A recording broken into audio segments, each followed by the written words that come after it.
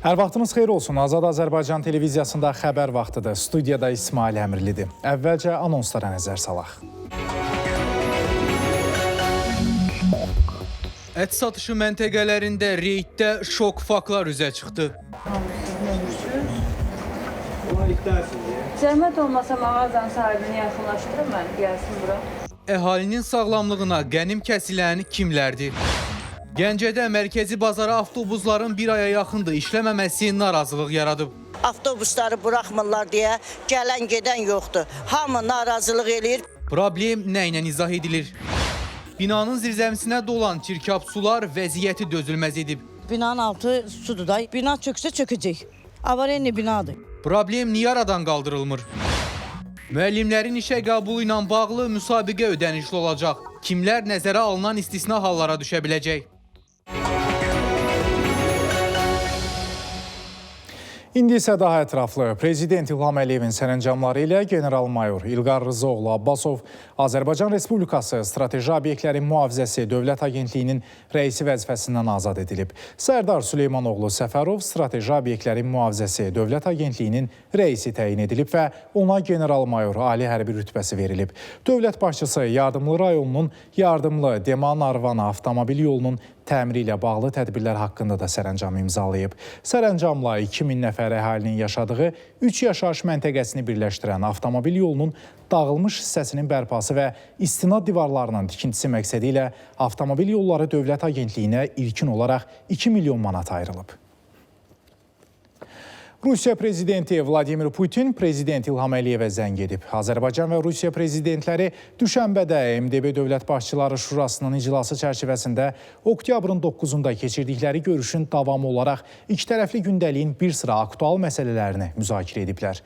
Dövlət başçıları iqtisadi-ticari əlaqələrin daha da inkişaf etdirilməsinə, həmçinin enerji və nəqliyyat, logistika sahələrində birgə layihələrin həyata keçirilməsinə qarşılıqlı maraqlarını təsdiqləyiblər. Telefon söhbəti zamanı regional əməkdaşlığın bəzi aspektlərinə və beynəlxalq vəziyyətə toxunulub. Müxtəlif səviyyələrdə təmasların davam etdirilməsi barədə razılıq əldə olunub. Bugün Milli Məclisin növbəti plenar iclasında 17 məsələ müzakirə olunub. İcbari tibbi sığorta ilə bağlı gözlənilən dəyişikliklər, müəllimlərin işə qəbulu üzrə müsabiqənin ödənişli olması və s. Deputatlar vətəndaşları narahat edən məsələlərlə bağlı təkliflər də verib. Büdcədən səhiyyəyə ayrılan vəsaitdə azalma yoxdur. Parlamentin iclasında millət vəkili Rəşad Mahmudov bildirdi ki, dünyanın heç bir ölkəsində tibbi sığorta sadəcə dövlət tərəfindən qarşılanmır. Azərbaycanda dövlət ilk vaxtlarda buna sadəcə tampon olaraq dəstək verib. Dövlət sosial müdafiə mexanizması çərçivəsində az təminatlı, işsiz və həssas təbəqələri qorumağa davam edir. Onların tibbi sığorta haqları dövlət tərəfindən qarşılanır və bu sistemin əsas bünövrə prinsiplərindən biri olub və bu davam edəcək. Ancaq eyni zamanda da məqsəd odur ki, əmək bazarlığı legallaşsın, yəni insanlar rəsmi qeydiyyatdan keçməklə həm pensiya, həm sosial, həm də tibbi təminat hüquqlarını qazansınlar. Ümumi təhsil haqqında qanuna dəyişikliyin müzakirəsi zamanı millət vəkili Fazil Mustafa müəllimlərin işə qəbulu ilə bağlı müsabiqənin ödənişli olmasını doğru saymadı. Bir müəllim deyək ki, bir dəfə qəbula daxil olubdur, alınmayıbdır, ikinci dəfə bir də cəhd eləyir və buna vəsait ödəməli. Bildiyiniz ki, müəllim ən az demək imkanı, təminatı olan kateqoriyaya aid insanlar adəti olurlar.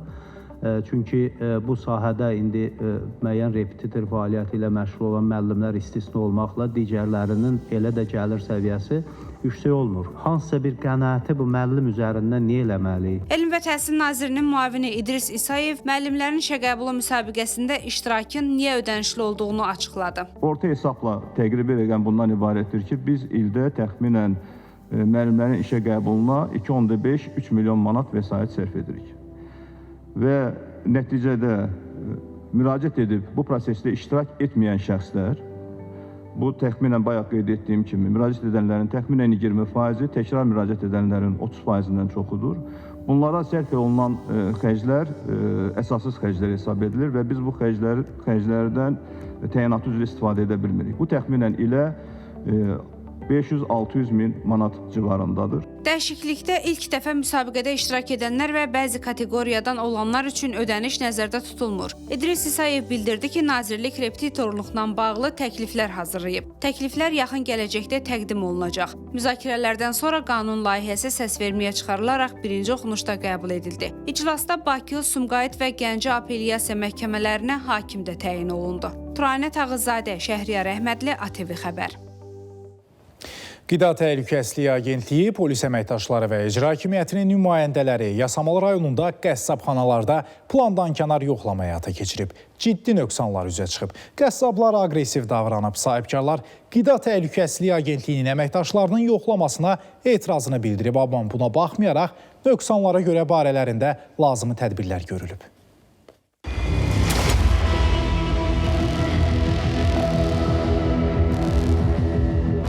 Qida Təhlükəsizliyi Agentliyi əməkdaşları tərəfindən Yasamal rayonunda yerləşən ət kesim məntəqələrinə baxış keçirilir və qanunsuz heyvan kəsimi fəaliyyətinin qarşısının alınması istiqamətində tədbirlər həyata keçirilir. Sahibkarlara xəbərdarlıq olunur və barələrində protokol tərtib edilir. Öncə Yasamal rayonu Məhəmməd Xiyabani 33 ünvanında yerləşən ət kesimi məntəqəsində plandan kənar yoxlama keçirildi və nöqsanlar aşkar edildi. Zəhmət olmasa mağazanın sahibini yaxınlaşdırın mən, gəlsin bura. Ətlərin üzərində möhür yoxdur da. Qəssabı çağırdılar və gəldi. Nə baş verdisə də bundan sonra baş verdi. Möhür olmadığı üçün artıq mövcud vəziyyətdə. Məsələ çıxın! Kimin sözümə gəlsin, bana sual desin? Soyuducuda olan ətlər doğrudan da heyvanlar üçün saxlanılır. Qəssab əvvəlcə bu məsələyə aydınlıq getirdi. Bağlı xaladenik odur ki, yararsız ət olanda qoyuruq xaladenikə. Heyvanatlara, məsəl üçün dırnaq üçün olanda yığılırıq, o şişə xaladenikə yığırıq. Ki, yəni dırnaq satılır da qapalı şəraitdə olmalıdır. Özləri tələb ediblər, almışıq. Agentliyin əməkdaşları qəssaba ətin saxlanma müddətinin bitdiyini bildirdi. Sənədin sizin alınma tarixini yetişdir, bəli. düzdürmü? Məhv oldu. Məhv olmayıb. Bəli. Buyurun. Çəkək. Baxaq görək 117-dən artıq gəlsə, nə lazımdır cəriməni yaz. 70-60 lət qalıbdır. Bəli, mövcud müddəti bitib. Ətin saxlanma müddəti. Demək, ətin satmaq olmaz. Qanuni olaraq ətin saxlanılma müddəti var. Və ətin saxlanılma müddəti sənəd üzərində də görünür ki, 20 oktyabr tarixində bitmişdir. Mən ona görə sizə bilmək istəyirəm ki, yenisini özünüz kəsmişsinizsə. Kəsməmişəm, bacım, kəsməmişəm. Satış olunmur, ət getmir. 5 günün əti. Necə 5 günün əti deyilir? Baxın, ət çöldə 800 manat cəriməli, onu da deyirəm, əl çəkin məndən. Ətdən anlayışı olan var. Heç biri peçatda əti qəbul eləmir. Baxın. Mən sənədi vurduran möhürü vurdurmaz. Barəsində protokol tərtib edilən qəssab deyir ki, bu hal ilk dəfədir ki, baş vermir. O qədər cərimələnib ki, məcbur olub bankdan küllü miqdarda kredit götürüb ki, cərimələrini ödəsin. Yayda cəriməlidir, cəriməni mən ödəyə bilmirəm. Təzə gedib pul götürmüşəm ki, alım. Bağlayıb çıxım gedim, qardaş, harada işləyək? Ayın 22-si götürmüşəm. Cərimələrimi ödəyim, kiməsə borçlarımı ödəyim. Görünür, qəssab bankdan götürdüyü kreditdən müəyyən qədərini də cəriməyə ödəməli olacaq. Plandan kənar yoxlama həyata keçirilmişdir. Yoxlama əsasında mağazada qanuni nöqsanlar aşkar edilmişdir, cərimə tərtib edilmişdir. Plandan kənar yoxlanış davam edir. Murad Mirzəyev küçəsində yerləşən ikinci ət kesimi məntəqəsində də vəziyyət çox da fərqli deyil. Ətlər digər məhsullarla, digər evdən gətirilən məhsullarla birgə saxlanılır. Mal qonşuluğu prinsipinin riayəti pozulmuşdur, möhür yoxdur. Sahibkar qəssabxanada olmadığı üçün agentlik əməkdaşları telefon vasitəsilə əlaqə saxlamalı oldu. Mən aralıdayam, saat yarıma gələcəm, gəlib görsədim. Çəkin şəklini göndərin müəllim. Orada deyək, xana köhnə sənədlər var da, baxçına. Ətlərlə bir yerdə toyuq məhsulları və digər məhsullar saxlanılır. Elə bu sahibkar barəsində də protokol tərtib olundu. Qeyd edək ki, heyvan kəsimi yalnız rəsmi dövlət baytarlıq nəzarəti ilə təşkil edilmiş kəsimxanalarda aparılmalıdır. Kəsim zamanı iri və ya xırda buynuzlu heyvanlara baytar tərəfindən kliniki baxış keçirilir və kəsim üçün yararlı olan heyvanlar kəsimə buraxılır. Baytarlıq sanitariya ekspertizası həyata keçirilməklə ekspertiza aktı tərtib olunur, ətin sağlamlığını təsdiq edən möhür vurulur. Həmçinin ət və ət məhsullarının müvafiq müşahidə edici baytarlıq sənədləri olmalıdır. Bildirildi ki, qanun pozuntularının qarşısının alınması istiqamətində tədbirlər davam etdirilir. Məhəmməd Hacızadə Beyrək Babayev, ATV Xəbər. Lənkəranda 39 yaşlı kişini elektrik cəryanı vurub. Hadisə rayonun Ucqardağ kəndi olan Gərgiranda qeydə alınıb. Mobil operatorlardan birinin enerji mühəndisi vəzifəsində çalışan Cəllabad rayonunun Günəşli kənd sakini Rusif Əmənovu elektrik cəryanı vurub. Rusif Əmanov ətrafdakıların köməyi ilə dərhal Lənkəran rayon mərkəzi xəstəxanasına çatdırılıb. Elektrik cəryanı vurması nəticəsində xəsarət alan 1986-cı il təvəllüdlü kişi cinsli şəxs Lənkəran rayon mərkəzi xəstəxanasının təcili yardım şöbəsinə hospitalizasiya olunub. Ona bədənin bir neçə nahiyəsinin dəqiqləşdirilməmiş termiki yanığı, travmatik şok diaqnozları təyin olunub. Pasiyentin müalicəsi mərkəzin reanimasiya şöbəsində davam etdirilir, vəziyyəti ağır qiymətləndirilir. Salyanda Böyükağa Talıblı küçəsində avtomobildə yanğın baş verib. Maşının mühərrik hissəsi yanıb. Yanğın söndürənlərin müdaxiləsi sayəsində alov genişlənmədən söndürülüb. Avtomobilin qalan hissəsi yanğından mühafizə olunub.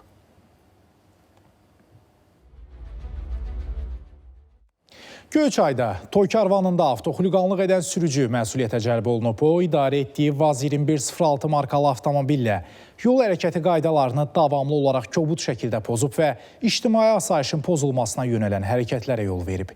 Məhkəmənin qərarı ilə onun sürücülük hüququ 1 il müddətində məhdudlaşdırılmaqla barəsində intizam tədbiri görülüb.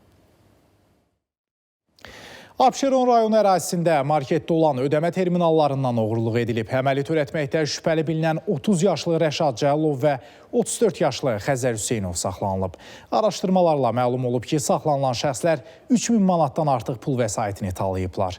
Onların törətdiyi oğurluq əməlləri təhlükəsizlik kameraları vasitəsilə qeydə alınıb. Həyata keçirilən digər tədbir zamanı isə narkotik vasitələrin qanunsuz dövriyyəsində şübhəli bilinən 44 yaşlı Elvin Məmmədov saxlanılıb. Ondan Xırdalan şəhərində yaşadığı evə baxış zamanı 7 kiloqram heroin, 4 kiloqram metamfetamin, 5 kiloqram marihuana, ümumilikdə 16 kiloqram narkotik, 1230 ədəd psixotrop tərkibli metadon həbə aşkarlanıb. Faktlarla bağlı cinayət işi başlanılıb, istintaq əməliyyat tədbirləri davam etdirilir. Paytaxtın Sabunçu rayonunda narkokuryerliklə məşğul olmaqda şübhəli bilinən Ağamir Mirələmzadə saxlanılıb. Ondan 11 kiloqramdan artıq tərkibinə psixotrop maddələr əlavə edilən marihuana aşkarlanaraq götürülüb. Saxlanılan şəxs ifadəsində sosial şəbəkədə tanış olduğu İran vətəndaşı vasitəsilə əldə etdiyi narkotik vasitələri paytaxt ərazisində ayrı-ayrı ünvanlara pul müqabilində çatdırmağı planlaşdırdığını bildirib. 9 kilo vəsaildir. 20 yanvarda konum eləyəcəksən. Bir dənə 2 kilosuz əhəmət yanında 6 kiloda inşallah özümüz dağıdacağıq yavaş-yavaş. Narkotik vasitəni ölkə ərazisinə keçirib avtomobillə hadisə yerindən uzaqlaşmağa cəhd göstərən Emin Cəfərov və Neyman Rəhmətullayev şübhəli şəxs qismində saxlanılıb. Sərhəd qoşunlarının Lənkəran sərhəd dəstəsinin xidməti ərazisində əməliyyat axtarış tədbiri nəticəsində 14 kiloqram, 100 qram narkotik vasitənin qaçaqmalçılıq yolu ilə ölkəyə keçirilməsinin qarşısı alınıb. Fakt üzrə əməliyyat istintaq tədbirləri davam etdirilir. Gəncədə Şah İsmail Xətai prospektində fəaliyyət göstərən mərkəzi bazara təxminən bir ay yaxında avtobus işləmir. Bu həm satıcıları, həm də alıcıları çətin vəziyyətə qoyub. Vətəndaşlar deyir ki, böyük ərazisi olan bazardan çıxıb prospektə və ya digər küçədə yerləşən dayanacaqları getmək üçün xeyli yol qət edirlər. Bazara avtobusların fəaliyyəti niyə dayandırılıb? Əməkdaşlarımız məsələyə aydınlıq gətirib, izləyək. Bu dəqiqə sağa bax, gör saatını içəl, hələ sift eləməmişim.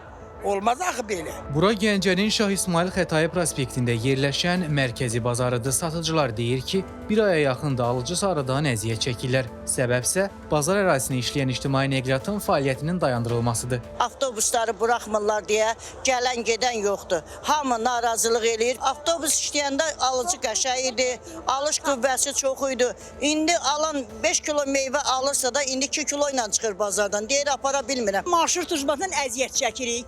Səhər 3 manat, axşam 4 manat taksiyə verməyə imkanım yoxdur. Bazara alıcılar gəlmir. 9 marşrut keçirdi, 2 marşrut keçirdi, 5 keçirdi, 18 gəlirdi, 9A gəlirdi, 33 gəlirdi. Bir dənə marşrut gəlmir. Niyə? Biz kolxoz bazarından bura köçürüləndə bütün marşrutlar bura gəlib gedirdi. Alverimiz də normal idi. Amma indi bir dənə avtobus marşrut gəlmir. Alverimiz olduqca nola düşüb. 20 hektardan artıq ərazini əhatə edən bazarda 100-dən artıq digər təyinatlı ticarət obyekti var. İndi onlar da alıcı üzünə həsrət qalıb. Yeni avtobus xəttləri gələndən bəri bizim işimiz demək olar ki, bərbad günə düşüb. Yəni gələn yox, gedən yox, yaşlısı var, cavanı var. Əlində demək olar ki, aldığı bir ərzaqı amma digər bir şeyi apara bilmir. Yaranan mənzərə alıcıları da narahat edir. 78 yaşım var, əziyyət çəkirəm, gəlib çıxa bilmirəm valla. 3-4 yerdə dayana. Qabaq Həsandıydı, elə minirdim, gəldim burada düşürdüm. İndi yox, piyada gəldim. Görəm maşın yoxdur, ona görə azalır. Çox çətinliklə gəlib gedirəm. Astanovkalar çox uzaqdır. Taksi ilə gəlib gedirəm. Rahat idi. İndi biraz əziyyət çəkirik. Yaşlı adam piyada gəlirəm oradan bura. Bəs avtobusların fəaliyyəti niyə dayandırılıb? Yerüstü Nəqliyyat Agentliyindən ATV xəbərə bildirildi ki, Gəncə şəhəri üzrə aparılan geniş miqyaslı təhlil və araşdırmalar nəticəsində marşrut şəbəkəsi yenidən formalaşdırılıb. Yeni şəbəkə daha optimal, daha əlaqəli və əlçatandır. Bazar ərazisinə yalnız 19 nömrəli marşrut xətti daxil olur. Digər 9 marşrut xətti isə bazarın yaxınlığından aralıq dayanacaq olaraq keçir. Yeni şəbəkə üzrə bu xəttlərin bazar ərazisinə daxil olması məqsədə uyğun hesab edilmir. Mədinə Niknəcat, Rüfət Bayramov, Sənan Bəhrəmli, ATV Xəbər, Gəncə. Xırdalan şəhərində 147 ailənin yaşadığı binada kanalizasiya sistemi yararsız vəziyyətdədir. Sakinlərin sözlərinə görə çirkab sular zirzəmiyə axır. Və həm də uzun müddətli vəziyyət belədir. Nəticədə antisanitar vəziyyət yaranıb. Dəfələrlə aidiyyatı qurumlara müraciət etsələr də problem aradan qaldırılmır. Səbəblər sıradakı sujetdə.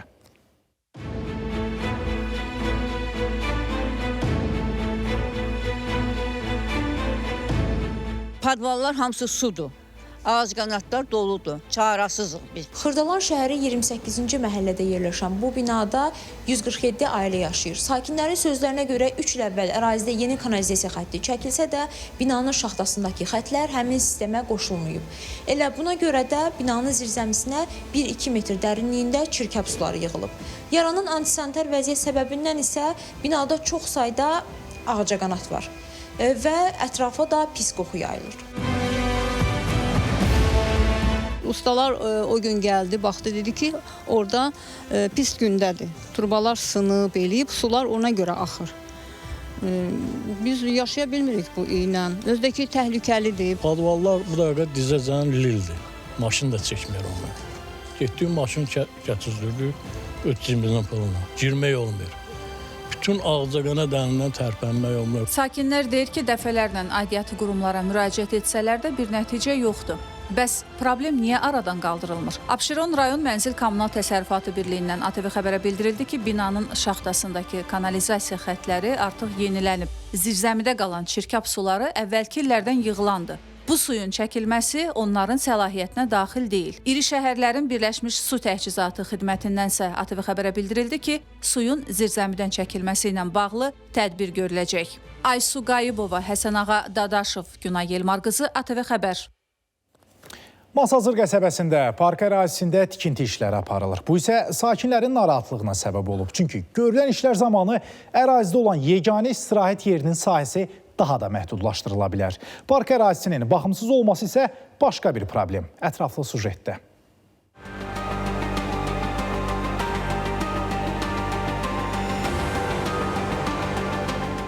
Bir müddətdir ki, sosial şəbəkələrdə görüntülər yayılıb və iddia edilir ki, Masazır qəsəbəsi ərazisində yerləşən Əlağa Vahid adına parkda qanunsuz tikinti işləri həyata keçirilir. Belə ki, park ərazisi zəbt edilərək bu formada hasar inşa edilib. Bu isə sakinlərin narahatlığına səbəb olub. Bəs iddialar nə dərəcədə doğrudur? Bunu araşdırmağa çalışacağıq.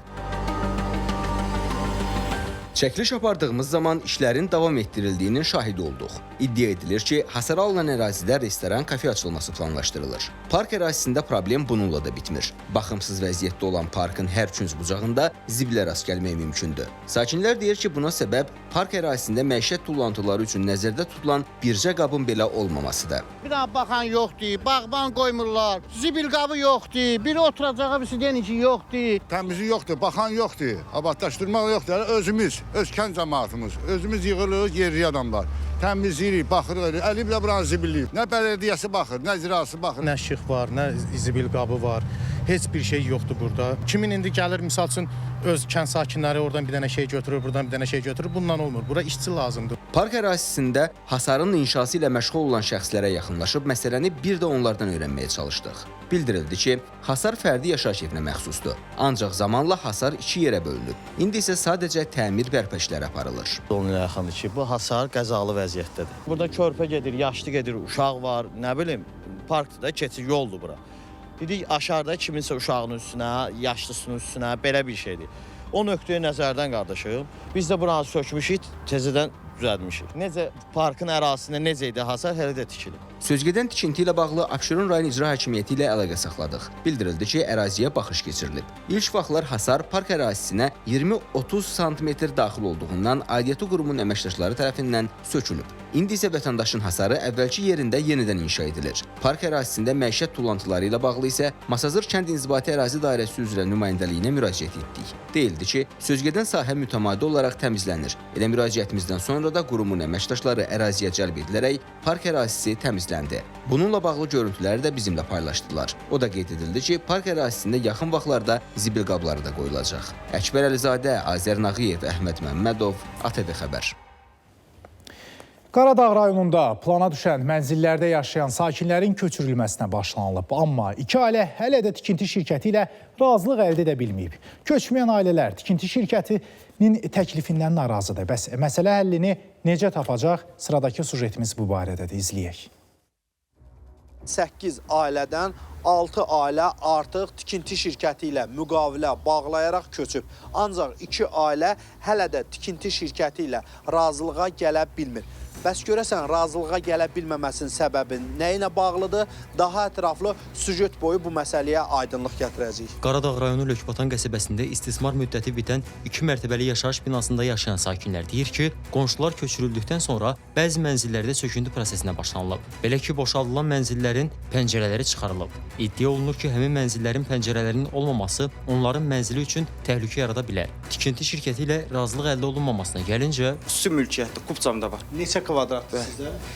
47.3. Ya başqa yerdə biz mənzillə təmin olunmalıyıq. Onların binasında yox, onlarla yox, başqa yerdə.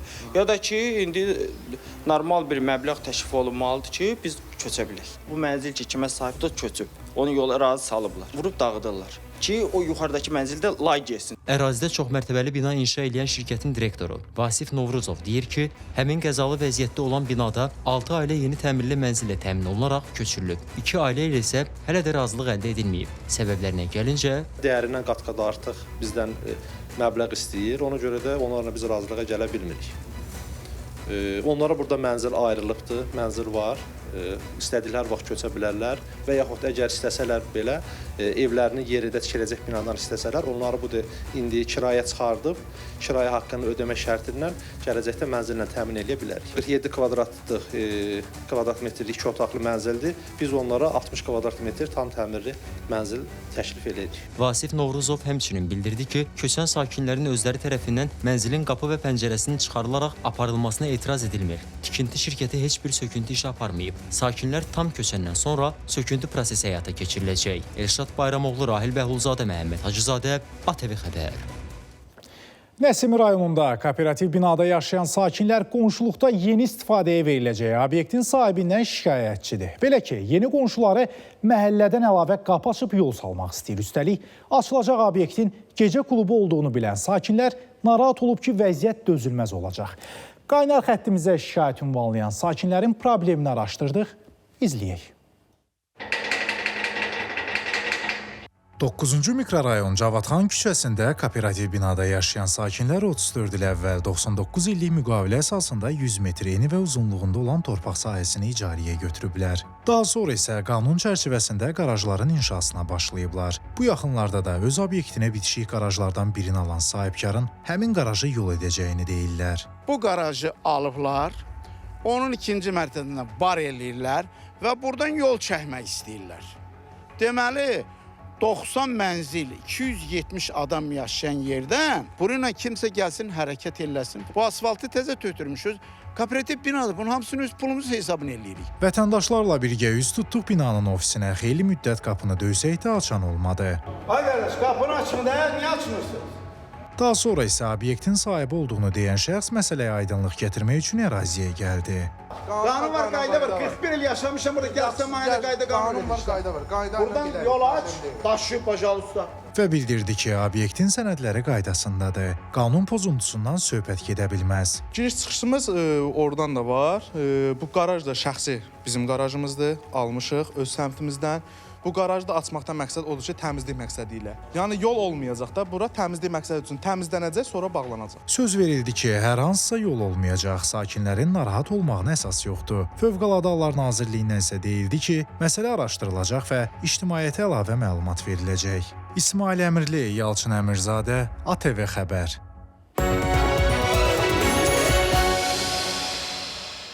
Türkiyə Silahlı Qüvvələri Qəzzaya yerləşdirilə bilər. Türkiyə Prezidenti Rəcəb Tayyib Ərdoğan yaxın şərq səfərini başa vurduqdan sonra jurnalistlərə açıqlamasında bu variantı istisna etməyib. Bildirib ki, ölkəsinin Qəzza zolağında qurulacaq beynəlxalq sabitləşdirici qüvvələrdə iştirakı məsələsi müzakirə olunur. Bununla bağlı danışıqlar davam edir. Bu məsələnin işlənmə forması hələ dəqiqləşməyib. Mövzu çox mərhələli və mürəkkəb olduğundan geniş miqyaslı müzakirələr aparılır. Türkiyə Qəzzaya bu sahədə hər cür dəstəyi verməyə hazırdır, deyə Türkiyə lideri qeyd edib.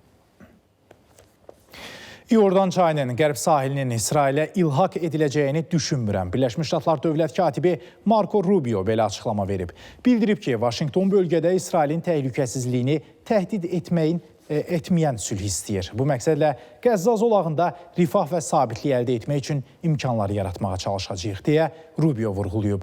Artıq İsrailin baş naziri Benyamin Netanyahu bu məsələdə geri addım atıb. Birləşmiş Ştatlar prezidenti Donald Trumpın və digər yüksək rütbəli Amerikalı rəsmilərin sərt tənqidindən sonra Netanyahu İsrail parlamentinin İordan çayının qərb sahilinin ilhaqı ilə bağlı qərarına etiraz edərək bunu siyasi təxribat adlandırıb.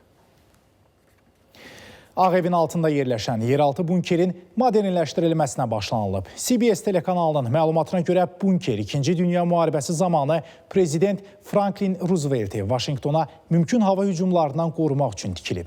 Bildirilib ki, Ağ evin şərq hissəsində aparılan işlər təkcə bal zalının tikintisini deyil, həm də Fövqəladə Əməliyyat Mərkəzinin yerləşdiyi müdafiə qurğusunun yenidən qurulmasını əhatə edir. Qeyd olunur ki, müasir tarixdə yeraltı sığınacaq 11 sentyabr 2001-ci il terror aktlarından sonra və 2020-ci ilin mayında Minneapolisdə həbsi zamanı ölən Afro-Amerikalı George Floydla bağlı etirazlar zamanı istifadə olunub.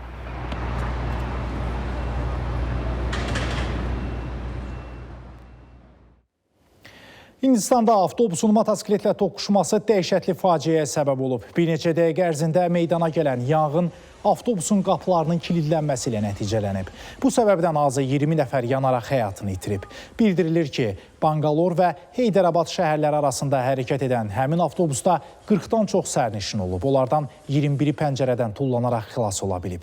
Toqquşmanın yanacaq sızmasına və nəqliyyat vasitəsində yanğının əmələ gəlməsinə səbəb olduğu bildirilir.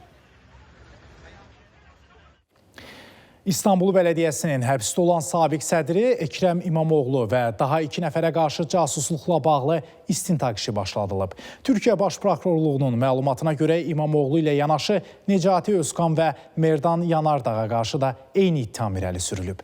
Tele1-in baş redaktoru olan Merdan Yanardağ istintaq çərçivəsində saxlanılıb. Onun evində və rəhbəri olduğu kanalda axtarışlar aparılır. Prokurorluğun apardığı istintaqda xarici ölkələrə agentlik etdiyi təsbit olunan Hüseyn Günün rəqəmsal materiallarında gizli hərbi məlumatlar, xarici pasport fotoşəkilləri və təşkilatlarla əlaqələri aşkarlanıb. Gürcüstanın keçmiş baş naziri İrakli Qaribaşviliyə qarşı ittiham irəli sürülüb. O, xüsusilə küllü miqdarda gəlirin legallaşdırılmasında ittiham olunur. Ölkənin baş prokurorluğu Qaribaşviliyə qarşı 1 milyon lari məbləğində girov qəti imkan tədbirinin seçilməsi ilə bağlı məhkəməyə müraciət edəcək. Qeyd edək ki, keçmiş hökumət başçısı oktyabrın 22-sində Gürcüstanın Dövlət Təhlükəsizliyi Xidmətinin korrupsiyaya qarşı mübarizə idarəsində dindirilib. O, illər ərzində qanunsuz gəlir əldə etdiyini etiraf edib. Bu yaxınlarda Qaribaşvilinin və digər keçmiş yüksək vəzifəli şəxslərin evlərində aparılmış axtarışlar zamanı 7 milyon dollardan çox pul, bahalı zinət əşyaları və qol saatları, rəsm əsərləri, bir neçə min səhifəlik sənədlər, 50 ədəd mobil telefon və 119 ədəd elektron avadanlıq müsadirə olunub. Meksikanın Jalisco ştatında içərisində insan qalıqları olan 48 kisə aşkar edilib. Məlumata görə ərazinin böyüklüyü səbəbindən qazıntı işlərinə ekskavatorlar cəlb olunub. Prokurorluq yeni cəsəd parçalarının aşkar edilə biləcəyini istisna etməyib. Qeyd edək ki, ilkin olaraq ərazidə insan qalıqları ilə dolu 29 kisə tapılıb. Mütəxəssislər artıq bir neçə həftədir ki, qazıntı işləri aparır. Cəsədlərin kimlərə məxsus olduğunu və onların ölüm səbəblərini müəyyən etmək üçün Qalıqlar Məhkəmə Ekspertizası İnstitutuna təhvil verilib.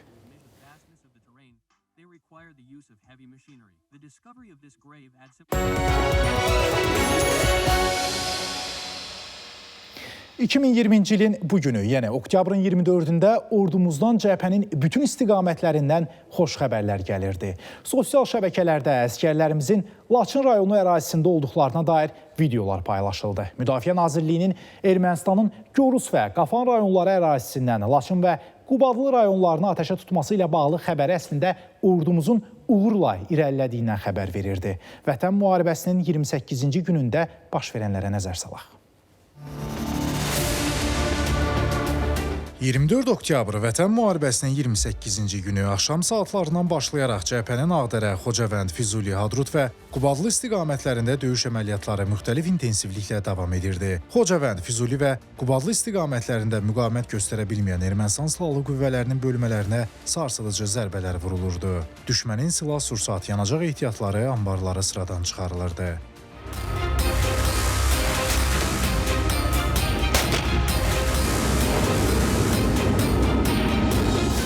Laçın və Qubadlı istiqamətlərində Azərbaycan ordusunun hücumlarına qarşı müqavimət göstərə bilməyən və döyüş mövqelərini itirərək geri çəkilməyə məcbur edilən düşmən Ermənistanın Gorus və Qafan rayonları ərazisindən raket və artilleriya qurğuları ilə Laçın və Qubadlı ərazilərini güclü atəşə tutdu. Azərbaycan hava hücumundan müdafiə bölmələri tərəfindən həmin gün Qubadlı istiqamətində Ermənistan hərbi hava qüvvələrinə məxsus döyüş təyyarəsi və Ağdərə istiqamətində uçuş keçirməyə cəhd göstərən pilotsuz uçuş aparatı məhv edildi.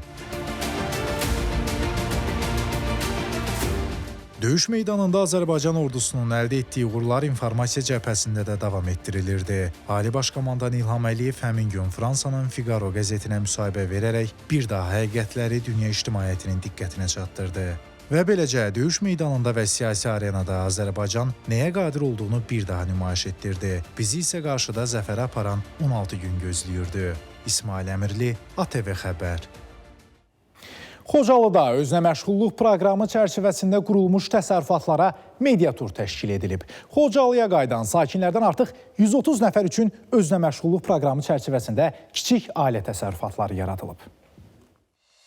İşğaldan azad olunmuş ərazilərdə 518 nəfərə özünə məşğulluq proqramı çərçivəsində kiçik təsərrüfatlar yaradılıb. Media nümayəndələri Xocalıda özünə məşğulluq proqramı çərçivəsində qurulan bir neçə təsərrüfata baş çəkiblər. Onlar ilk Xocalı rayonunun Xanyurdu kənd sakini Elbruz Abbasovun təsərrüfatında olublar. O, özünə məşğulluq proqramı çərçivəsində qoyunçuluq təsərrüfatı yaradıb. Təsərrüfat üçün, qoyunçuluq üçün əlverişli şəraitlər var, yer də var, 21 baş heyvandır. Yəni inşallah fikrimiz var. Təsərrüfatı genişləndirək. Yem də verdilər hardasa 1 tona yaxın. Ballıca kənd sakini Rasim Əliyev isə özünə məşğulluq proqramının dəstəyi ilə avto təmizləmə xidməti üzrə kiçik biznes sahəsi qurub. Şampun aparatıdır, su aparatıdır, kompressordur, ximsik aparatıdır, hər bir şey. Yəni nə lazımdırsa bu aid hər bir şey veriblər. Jurnalistlər Xocalı şəhər sakini Gülşən Cavadovaya özünə məşğulluq proqramı çərçivəsində yaradılan arıçılıq təsərrüfatında da olublar. Biz bura köçəndən sonra məşğulluğa müraciət elədik. Arı ilə bağlı. Sağ olsunlar, müraciətimizə baxdılar və tez bir zamanda arı ilə təmin etdilər bizi. Xocalı rayonuna qaytarılan sakinlərdən artıq 130 nəfər özünə məşğulluq proqramı çərçivəsində aktivlərlə təmin edilərək kiçik ailə təsərrüfatlarını yaradıb. 6300-dən çox şəxs işğaldan azad olunmuş ərazilərdə məşğulluğu təmin olunub.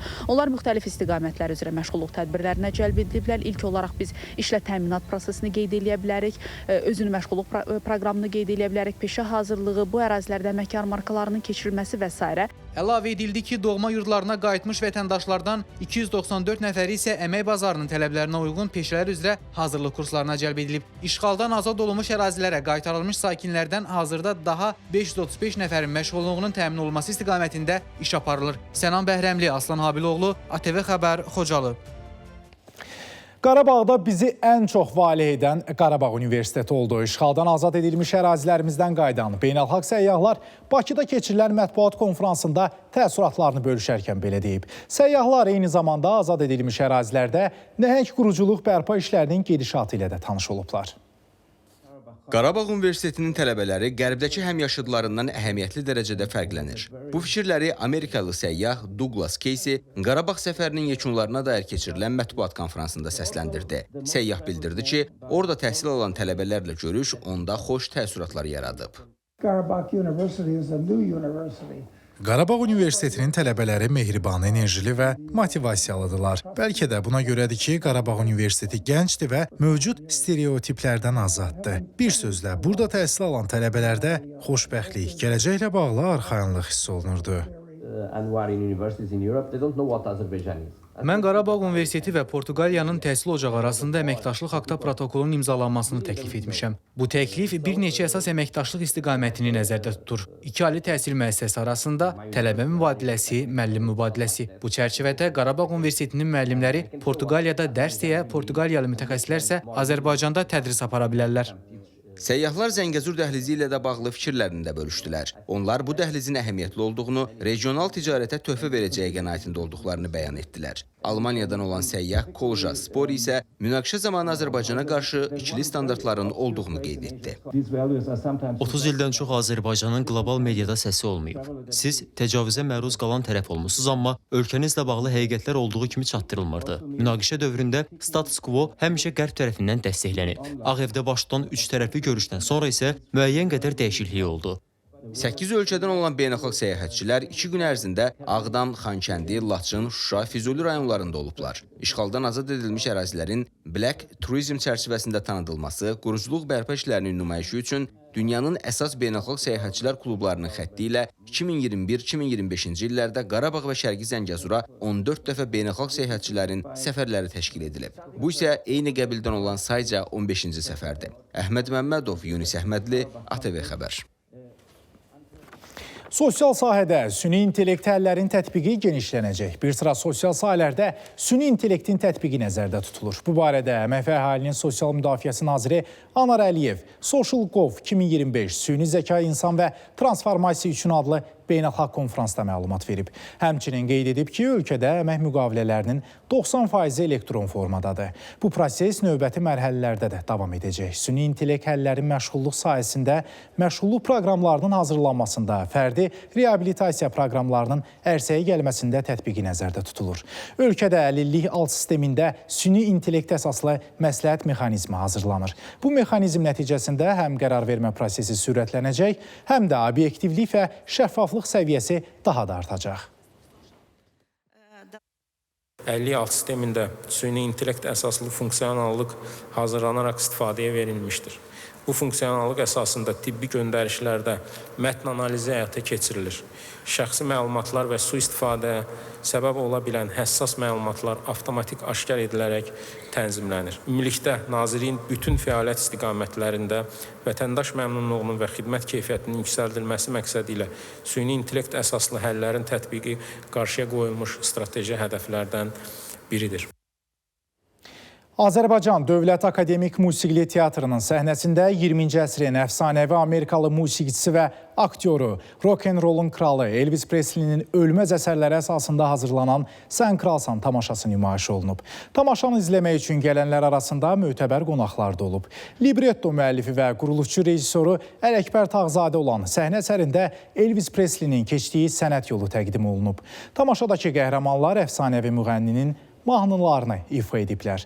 Müzikalda xor və balet heyəti də iştirak edib. Məlumat üçün bildirək ki, tanınmış rejissor Ələkbər Tağzadə indiyə qədər bir çox teatrlarda tamaşa səhnələşdirib və Azərbaycanda teatr sənətinin inkişafına töhfə verib.